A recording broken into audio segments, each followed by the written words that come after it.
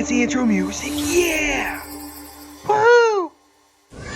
Welcome back to the channel, Star Trek Fleet Command fans, and today I'm actually going to go over a video that I made several years ago. It's pretty crazy. That video got over 100,000 views, but it's been a very long time, and with you asking, yep, shout out to people who use the Discord and use the channel, I'm going to update the video. What ships should you skip in Star Trek Fleet Command? And I think it's a great question because with more and more continually adding it into the game, to just recently we just unlocked the Dauntless, right? We got a brand new ship, brand new special ship. I want to go over what you should go after and what you should consider skipping. That way you save you some time.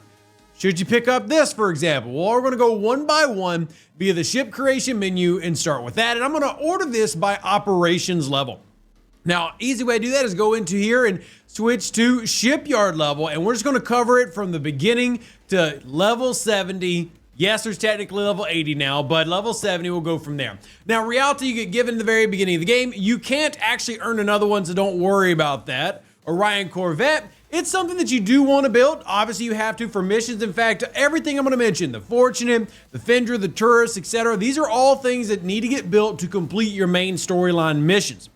Now, the first ship that is skippable is actually this one right here, the Baby Jelly. Now, the Baby Jelly isn't a bad ship, though it definitely had its heyday a long time ago. It can only be obtained via event stores or by purchasing. It is nice to add to your collection, but it won't actually help your gameplay any, so keep that in mind.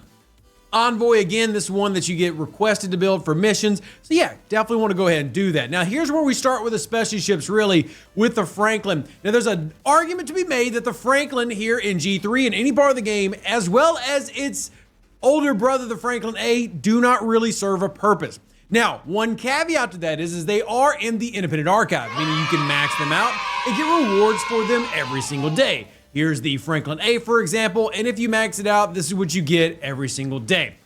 However, if you're a new or returning player and you're simply wanting to save time and say you're not a ship collector, well, the truth is you don't need a Franklin or Franklin A. That can be completely skipped to save you time in GT or G2 to move into G3 instead of getting bogged down. Now, we'll change that up here for the Botany Bay. Botany Bay is an early ship in the Augment faction that not only is required to start that faction, but actually has some value because it'll be a better mining ship than the Envoy and will last you until level 25.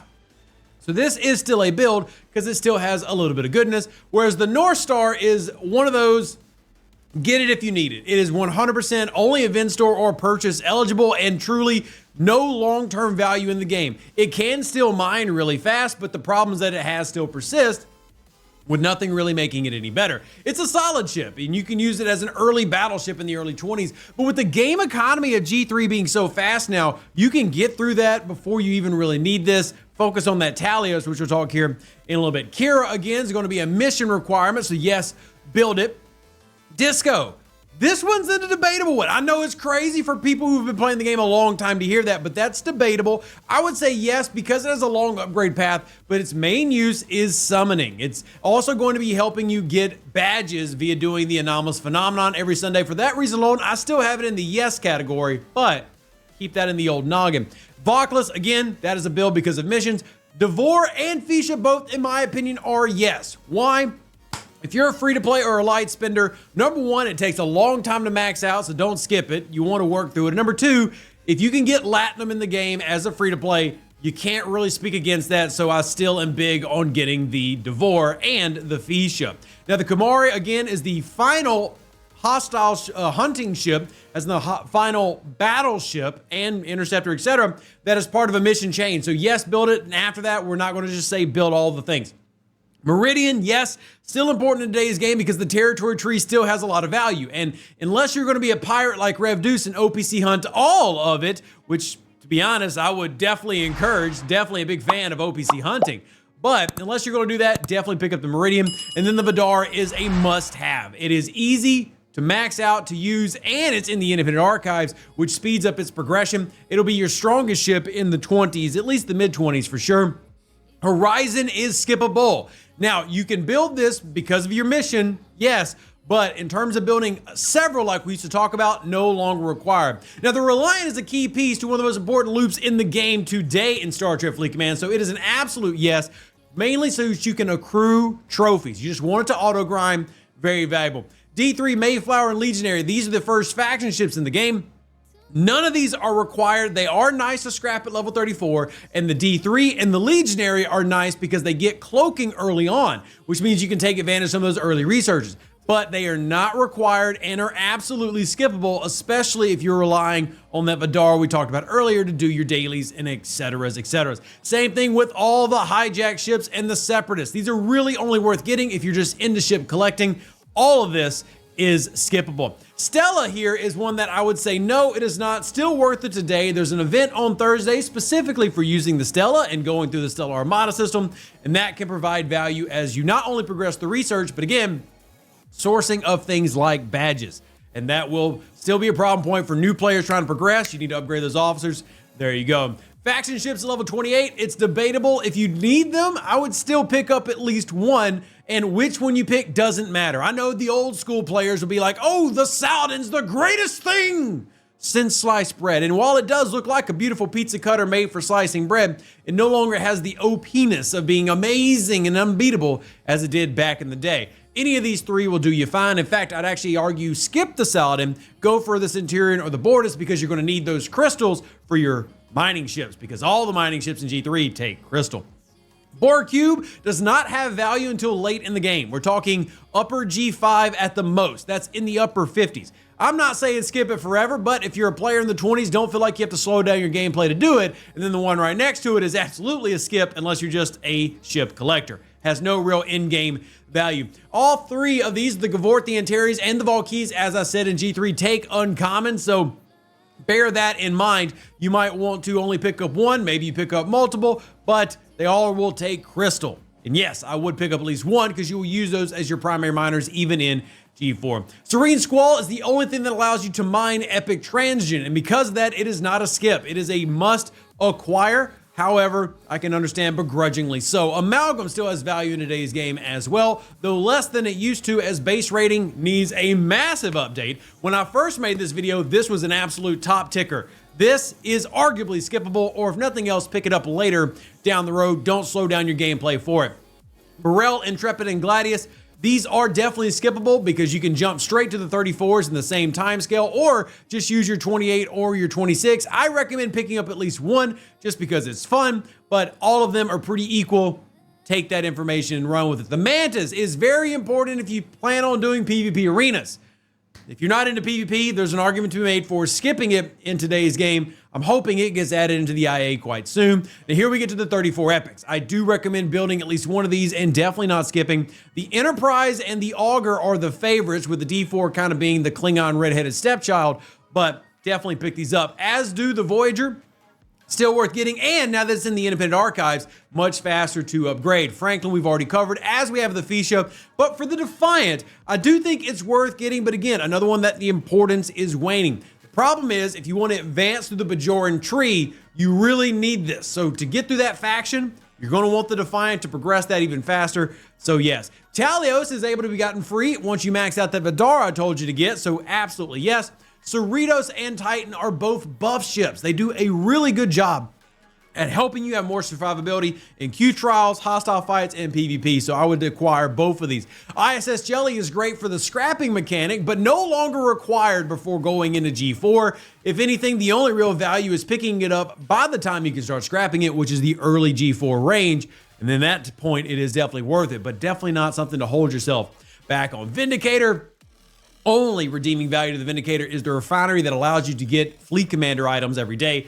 Every day that passes, this gets less and less valuable. Monavine, also one of the ones that is debatable on value. You have a lot of things that you can do beyond the Monavine loop these days. I would get it, but don't prioritize it. The Gorn Eviscerator loop, because of its officer sourcing path, I would point to that a little bit more. Now, the NSCA is a definite, as well as the NX-01. Both are critical for their respective loops, with this one being the Mirror Loop, which has a fantastic refinery in today's game. And now that we're into the G4 section of things, there's a lot of loops you're going to have, and G4 really starts the special ship focus point. NX-01, same way, required for the Xindi loop. Bajor, Hydra, Vortivore, you honestly can skip these and use your G3 miners throughout G4, which brings us to the Relativity and the Revenant, which are both must-haves. The Relativity at this point, at this time of the video, can be the strongest power-wise ship in G4. Absolutely a must pick up, not to mention the sourcing that the Revenant gives you for a lot of must-have materials like your G4, G5, and G6 down the road. Katinga, Kelvin, and Valdor are, again, arguably skippable because of what I've just said about these. However, I still would progress and get at least one in my progression. Why is that? Well, I do talk about the value of skipping some of these, but I do want to point out that there's also value to playing a little bit slower, and picking up a faction ship every time they're available helps slow you down just enough to make sure you're not running into those problems that Scopely intentionally designs. Remember, ignorance drives spending and rushing drives spending, because if you're too weak to do something, once you hit it at level 50, because they tried to tell you to go up there and then you got there and you're like, well, heck, I can't do anything. Picking up a special ship and investing in it, even if you're only taking it to tier 5, just gives that little bit of extra time needed to progress without worrying too much about those walls. Now, the GS-31 is arguably one of the best ships in the game, but late game. You definitely want to have it, though, in mid G4 to help with your solo armadas, but this thing really becomes a PvP and OPC hunting beast if you're a pirate like Rev. So absolutely. Dauntless is very niche, but at the same time, it's nice of what it does with its auto grinding feature. For those who've never seen it before, it has an ability called Seek and Destroy, where as you tier it up, that lasts longer, but it will go out and automatically hit hostiles in a system. Really does come in handy for a lot of those grinds. Coronar, Newton, and Pylum. Man, there was a time where everybody wanted a Pylum, but these have become just like the G3 rares. Do you need them? I would recommend getting at least one, especially for the aforementioned solo armadas, to make sure that you're able to do 3 strong ships in those. That said, they're not the end-all be-all anymore as they once were. Their redeeming quality and benefit is the fact that these still have a pretty nice ship ability, which is a loot ability that works on things like reputation, loot drop from hostiles, etc. So pick up at least one, but there is an argument to be made for many players about moving past, but I would pick up at least one. Hectot, Enterprise Tribune, same thing. There used to be an argument for skipping these, and now I think in today's game economy, there's an argument for not. Get these, use them, and then scrap them, because remember, scrapping these will help you max out those G5 epics that we'll talk about here in a second. Then we have the Nova, which is absolutely a must build. In fact, this can be your main mining ship throughout all of G5.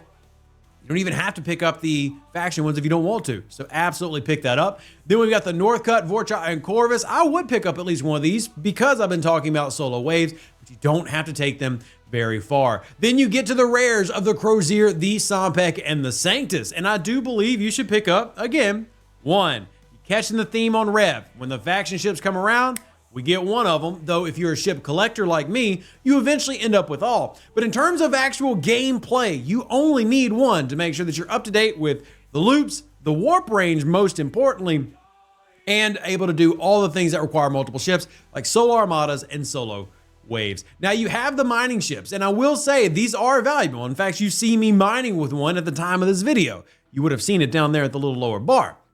That said, Novas can do everything you need to do in G5, and what I would recommend is progress through the game naturally, and as you hit hostiles and things like that, earn it how you earn it. I got mine by actually hitting hostiles. That's how I got most of my shards and most of my earnings to go out and grab it. Most players probably will find themselves in a similar position. Now the epics, y'all know my opinion on this. Build all 3 of them. They're all icons to Star Trek history. Do you only need one? Sure. But I would build all 3 of them. Definitely not a skip. In fact, that's probably a lot of the reasons many of you play this game. It's because you wanted the opportunity to pilot the Enterprise D. Or you, like me, wanted the opportunity to take arguably one of the greatest ships in Star Trek history. Shout out to DS9. Take out the Rotaran and fly it around. Whatever your reasoning is, this is the reason for many players to just be in the game. Absolutely worth picking up. Selkie is the same thing that we just talked about with the Nova, but in G6. Now, some players will lament at its lower cargo capacity and protected cargo numbers, but it mines very fast, is cheap to repair, and it has very good warp range. Then we move into a video I just made. Should you build the G3 uncommons? I recommend building at least one. But remember, all 3 of them need to be built if you want to progress through all of the research that is applicable to avoiding hazards in G6. Now, there are 3 specific researchers, each one tied to one of these ships. I'm not saying max them out, but I am saying picking at least one up will help you along in that process. Now, with the rares, these are when the G6 finally feels like you're getting some value of combat with your ship. So yes, I would pick them up. Personally, I'll be going after the Titan and the Koskari, and I'll probably end up with the Velox as well. I actually am more excited about these three than I am all three epics, but neither here nor there. Let's get Rev's personal preferences out. I do recommend picking up at least one. Not to mention, you want to get one of these to tier 9 if for no other reason than to make your Borg Cube stronger. Remember I talked about that previously? Here we are. The Borg Cube is now part of the game as maybe the strongest ship in all of G6. That's really big for you to upgrade these to make sure that happens. You get into these ships here, they have skins that make them into amalgams and really neat things. But the main reason you get them is just the warp range and the better cargo compared to a Selkie. That's it. So yeah, I would get one. But similar argument to the G5 and G4 rares, maybe you slow roll those and don't focus on getting them, but you get them naturally. Though you will need to spend your faction credits to naturally do that. And here we go to the epics, with the Vengeance being the last one. The epics are obviously a yes, right? You get at least one, and this is going to stay true forever. An epic ship, faction-wise, is going to be the strongest in that group, with some special ships overcoming them, but a maxed out Crenshaw is still one of people's go-to favorite PvP ships. The Enterprise E is iconic, and again, one of the main reasons that I want to progress in this game is to unlock one of my favorite ships from all of Star Trek, and it actually will perform okay. Now remember, all the G6 ships down this row struggle with poor firing patterns, and that's just the dirty truth of it. But if you're not a hardcore PvPer and you just do things like PvE and progress through the game, you're definitely going to want to pick one up and you won't regret it. And then last but not least, because we're not going to cover G7 today, but the logic pretty much persists, USS Vengeance. This is currently the last or furthest down the line special ship in the game, and if you want to fight the Breen hostiles, yeah, I definitely get the Vengeance. Thankfully, this is getting easier and easier to get free to play. Yes, believe it or not, even though it only came out a few months ago, already having people who are picking up shards free to play. Something to look at down the road. And if you are a G7 player watching, stick to the similar pattern. Uncommon ships, I typically get at least one each time they come available, but if no other reason, you don't skip them. There's the logic, there's the thoughts, and let me know what you think and what questions that you have, as I'm currently mining and doing hostile grinding all at the same time with many of the ships that I've just shown you today. But there are several things that can be skipped, including early specialty ships that just simply don't have long-term value. Keep in mind the independent archive and what all it does, and apologies for the length of this video, but I do think it's important sometimes that we sit down and go, what actually matters? A lot of this can be caught up on, for example, and there is some value. Take example the Modivine, which is debatable on how much you should actually pursue it, but if you're needing uncommons, rares, and epics, there's a chance that you get these every single day in G5, and that could have some value. But by that same knowledge, maybe you don't pick up the Modivine until late G4 and then prep on it later. Definitely don't have to pick it up the day you hit 40 or anything like that. So hope you enjoyed this video. If you have questions, make sure you drop them down in the comment section down below so that I can try to answer everything you got, because that's my job, and I'm very grateful and love my job. So appreciate y'all. Live long and plunder. Stay safe for the Space Cowboys. Deuce, that's me. Go Moccasins. We'll see you on the next one.